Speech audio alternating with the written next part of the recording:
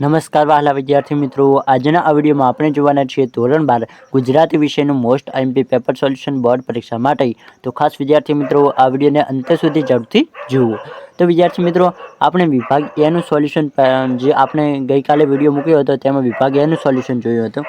આજે આપણે જોવાના છીએ વિભાગ બી નું સોલ્યુશન, જેમાં તમને વિભાગ બી નું સંપૂર્ણ સોલ્યુશન મળવાનું છે। તો ખાસ વિદ્યાર્થી મિત્રો આ વિડીયોને અંત સુધી જરૂરથી જુઓ અને તમારા માટે ખાસ આ મોસ્ટ આઈએમપી પેપર છે, તો વિડીયોને ખાસ લાસ્ટ સુધી જોજો અને તમને જવાબ આવડતા હોય કોઈ પણ પ્રશ્નોના તો તમે કમેન્ટ બોક્સમાં જરૂરથી લખો, જેનાથી મને પણ ખબર પડે કે તમને કેટલું આવડે છે।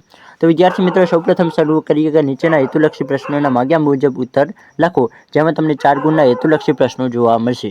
અને ખાસ વિદ્યાર્થી મિત્રો જણાવી દઉં કે વિભાગ એમાં તમને શું જોવા મળે, તો કે વિભાગ એમાં તમને મુખ્યત્વે ગદ્ય જોવા મળે, પદ્ય જોવા મળે। અને વિભાગ બી માં તમને શું જોવા મળશે, તો કે વિભાગ બી માં ગદ્ય। તો પદ અને ગદ્ય શું છે, તો કે આ પદ છે તે કાવ્યના આધારે પ્રશ્નો પૂછવામાં આવે છે। એટલે કે વિદ્યાર્થી મિત્રો તમને વિભાગ એમાં સંપૂર્ણ પ્રશ્નો જે છે તે તમને કાવ્યમાંથી લેવામાં આવ્યો છે, જ્યારે વિભાગ બી માં તમને દરેક પ્રશ્નો પ્રકરણ મોટા પાઠમાંથી લેવામાં આવ્યા છે। તો ચાલો વધુ ટાઈમ વેસ્ટ ન કરતા આજના વિડીયોની શરૂઆત કરીએ। સત્યાગ્રહ આશ્રમ પાઠના લેખકનું નામ જણાવો। તો સત્યાગ્રહ આશ્રમ પાઠના લેખકનું નામ શું છે, તો કે વિનોબા ભાવે। આગળ છે પ્રશ્ન નંબર 14 કે ઉમાશંકર જોશીનું નામ જણાવો। તો કે ઉમાશંકર જોશીનું નામ શું છે, તો કે ઉમાશંકર જોશીનું નામ વાસુકી છે। ખાસ વિદ્યાર્થી મિત્રો યાદ રાખજો, મોસ્ટ ઇમ્પોર્ટન્ટ પ્રશ્ન છે કે ઉમાશંકર જોશીનું ઉપનામ શું છે। પછી છે મહાત્માના માણસ પાઠનો સાહિત્ય પ્રકાર જણાવો। તો સાહિત્ય પ્રકાર શું છે, મહાત્માના માણસ પાઠનો સાહિત્ય પ્રકાર જો તમને આવડતો હોય તો કોમેન્ટ બોક્સમાં લખી શકો છો। જવાબ આવશે નવલિકા। ઈશ્વર સર્વવ્યાપી પાઠના લેખકનું નામ જણાવો। તો કે ઈશ્વર સર્વવ્યાપી છે તે પાઠના લેખક કોણ છે, તો એ પાઠના લેખક કોણ છે, તો તમે જવાબ લખી શકો કે આનંદ શંકર ધ્રુવ। પછી જોઈએ વિદ્યાર્થી મિત્રો હવે એક વાક્યના પ્રશ્નો, જેમાં તમને દરેક પ્રશ્નમાં તમને એક ગુણ આપવામાં આવશે। 4 એવા પ્રશ્નો તમને પૂછવામાં આવશે। તેમાં વિદ્યાર્થી મિત્રો પ્રશ્ન નંબર 1 છે કે ભોજો કઈ વાતથી દુઃખી હતો।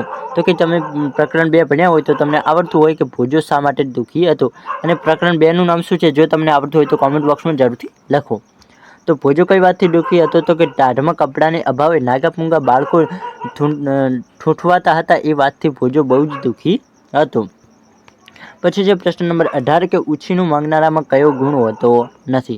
તો કે જે લોકો ઉછીનું માંગતા હોય તેમનામાં કયો ગુણ હોતો નથી, તો કે ઉછીનું માંગનારા લોકોમાં કઈ વસ્તુ મંગાય અને કઈ વસ્તુ ના મંગાય એનો વિવેક એટલે કે એનો ગુણ હોતો નથી। એ ડાયરેક્ટ કોઈ પણ વસ્તુ આપણે નવી લાવીએ તો એ ડાયરેક્ટ માંગી લેતા હોય છે, એવું લેખક કહે છે। મણિભાઈને શેની શિક્ષા થયેલી, તો કે મણિભાઈને શું શિક્ષા થયેલી, તો કે મણિભાઈને જેલની એટલે જેલનો દંડ થયેલો।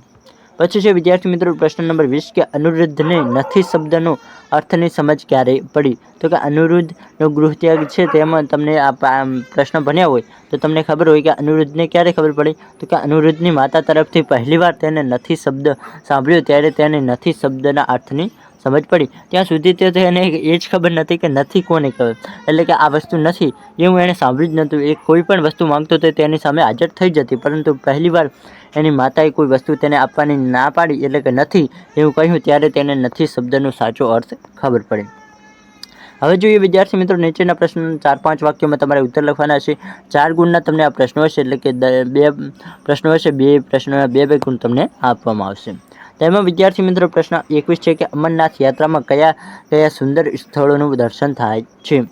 તો અમરનાથની યાત્રા પાઠમાં તમને કયા સુંદર સ્થળોનું વર્ણન કરવામાં આવ્યું છે, તો કે વેરીનાગ, સોનમાર્ગ, ટુલિયન તળાવ જેવા અત્યંત મનોહર સ્થળો જોવા જેવા હોય છે। ઉપરાંત ચંદનવાડી, ગુલમર્ગ, ખિલમર્ગ અને ચશ્મે શાહી કે તુખ્તે સુલેમાન, અગર અચબલ કે ગરીબલ જેવા સુંદર સ્થળોનું દર્શન થાય છે। તો તમે આટલા સ્થળ લખી અને 2 ગુણ ટોકડા મેળવી શકો છો।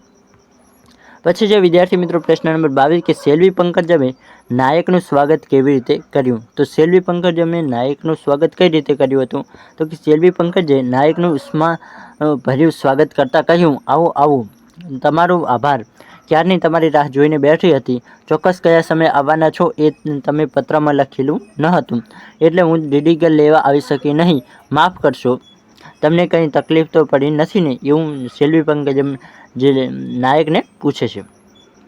આગળ જોઈએ વિદ્યાર્થી મિત્રો, હવે તમને નીચેના પ્રશ્નોના સવિસ્તર તમારે જવાબ લખવાના રહેશે, જેમાં તમને 4 ગુણના 2 પ્રશ્નો આપવામાં આવશે. અહીં વિદ્યાર્થી મિત્રો તમને ટોટલ 3 પ્રશ્નો આપવામાં આવશે, પરંતુ તેમાંથી તમારે કોઈ પણ 2 પ્રશ્નોના સાચા જવાબ લખી અને તમે 8 ગુણ મેળવી શકો છો. એટલે કે એક પ્રશ્નના 4 ગુણ તમને આમાંથી મળી જશે. તો ખાસ વિદ્યાર્થી મિત્રો તમારે મોટા પ્રશ્નોને પણ સારી રીતે વાંચીને જવાના છે. કોઈ પણ પ્રશ્નને વિદ્યાર્થી મિત્રો ગોખવાનો નથી, એ પ્રશ્નને સમજવાનો છે, ત્યારે તમે તેનો સાચો જવાબ લખી શકો છો. કોઈ પણ પ્રશ્ન હોય તમે ગોખો તો 1-2 પ્રશ્નો તમે વધુને વધુ કેટલા કે 1 કે 2 પ્રશ્નો યાદ રાખી શકો, પરંતુ જ્યારે તમે કોઈ પ્રશ્નને સમજો ત્યારે તમે ઘણા બધા પ્રશ્નોના સાચા જવાબ લખી શકો છો. તો 23મો પ્રશ્ન છે કે મહાત્માના માણસ શીર્ષકની યથાર્થતા ચર્ચો. તો મહાત્મા ગાંધી સાથે ભારતની આઝાદીની ચળવળમાં અનેક સાથીદારો જોડાયા હતા અને તેમણે જેલવાસ ભોગ્યો હતો. એમાંના એક મણિભાઈના જેલવાસના અનુભવોની લેખિકાએ અહીં મહાત્માના માણસ નવલિકામાં વર્ણવ્યા છે. તો કોના? તો તમને એ ખબર હોવી જોઈએ કે મણિભાઈના જેલવાસના અનુભવ અહીં લેખિકાએ મહાત્માના માણસ પાઠમાં વર્ણવ્યા છે, એ તમને ખબર હોવી જોઈએ.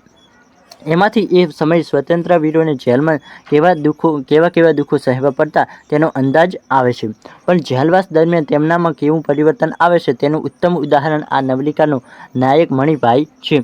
તો તમે એ લખી શકો કે જેલવાસ દરમિયાન તેમને ઘણા બધા અલગ અલગ દુઃખો પડ્યા, તેમાંથી તેમના જીવનમાં કેવું પરિવર્તન આવે છે તેનું ઉત્તમ ઉદાહરણ આ મણિભાઈ છે. અધૂરો અભ્યાસ છોડીને આઝાદીની ચળવળમાં જોડાયો, પણ જેલમાં ધમકી અને માર અને ગાળો સાંભળીને એનું શરીર કાબૂમાં ન રહેતું હતું.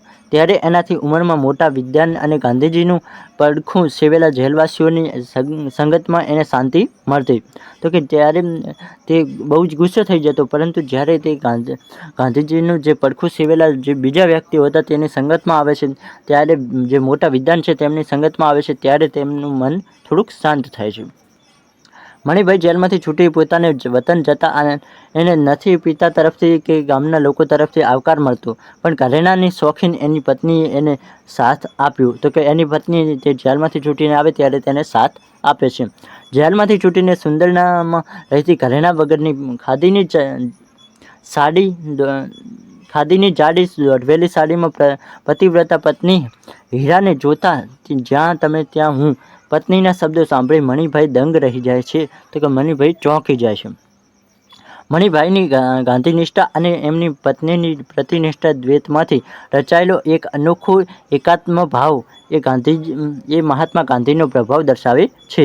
જેલ જીવનમાં રાજકીય પજવણી અને કુટુંબ જીવનની સામાજિક વિટંબણાઓને સહીને તટસ્થ ભાવે ભારત માતાની આઝાદી માટે જીવનને હોડમાં મૂકેલા સ્વતંત્ર વીરોની ઝાંખી તો કરાવે છે, પણ એની પાછળ મહાત્મા ગાંધીનું અદ્ભુત વ્યક્તિત્વ જ કારણભૂત છે.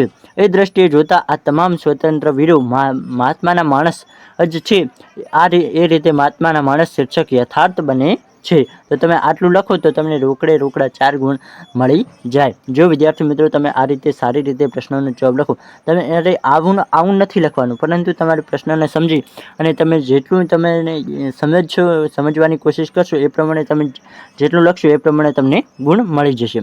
હવે જોઈએ વિદ્યાર્થી મિત્રો આગળ કે ઉપાલીનું રેખાચિત્ર કરો. તો તમારે ઉપાલીના પાઠમાંથી તમને આ પ્રશ્ન જોવા મળે છે. તો તેમાં તમે લખી શકો કે ઉપાલી શાક્યકુમારનો પરિચારક હતો. શાક્યકુમારે કપિલ વસ્તુનો સીમાડો વટાવતા પહેલાં પોતાના આભૂષણો ઉતારી ઉપાલીને આપ્યા અને તેને પાછા વળી જવા કહ્યું. તો કે તમે આ પ્રકરણ ભણ્યા છો તો તમને ખબર હશે કે બધા શાક્યકુમારો હતા તે પોતાનું રાજવંશ છોડી અને જે ઉપાલી છે તેને બધા ઘરેણા આપી અને તે જવા લાગે છે. આટલા આભૂષણો તેની આજીવિકા માટે પૂરતા હતા.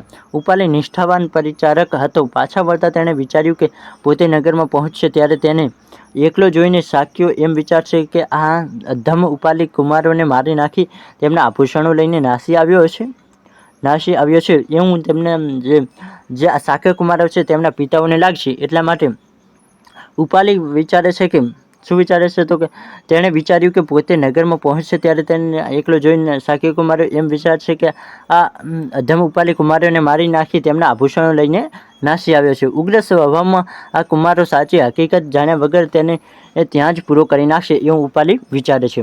ત્યારબાદ ઉપરાંત ઉમદા વિચારના ઉપાલીને થયું કે અપરંપાર વૈભવમાં આળોટતા રાજકુમારો સર્વસ્વનો ત્યાગ કરી ભિક્ષુ બનવા નીકળી પડ્યા હોય તો તેના જેવા સામાન્ય માણસે તે ઘર બહારનો શો મુહૂર્ત રાખવો. તો કે આ રાજકુમારો પાસે આટલું પૈસા ધન દોલત છે, તેમ છતાં તે બધું મોહ મૂકી અને દીક્ષા લેવા જાય છે. તો એક સામાન્ય જેવો કે મારા જેવો વ્યક્તિ શું કરી રહ્યો છે, શા માટે આટલા દાગીના લે? તો ઉપાલી સાચા અર્થમાં નિર્મોહી હતો. તેણે એટલે કે તેને કોઈ મોહ નહોતો. તેણે આભૂષણની પોટલી એક ઝાડ પર લટકાવી, પછી ત્યાંથી પાછા ફરીને નિર્મોહી ઉપાલી રાજકુમારોની સાથે પ્રવજ્યા લેવા તેમની સાથે જોડાઈ ગયો. તો કે ઉપાલી પણ તેમની રાજકુમારોની સાથે જોડાઈ ગયો અને તે પણ દીક્ષા લેવા આગળ વધ્યો.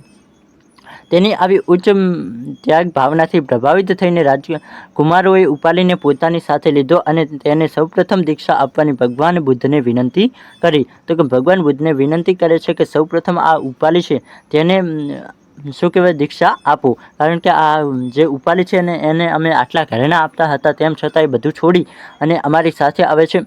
એટલા માટે ઉપાલીની વફાદારી, નિષ્ઠા અને ત્યાગ ભાવનાને કારણે તે રાજકુમારોના આદરને પાત્ર બન્યો હતો.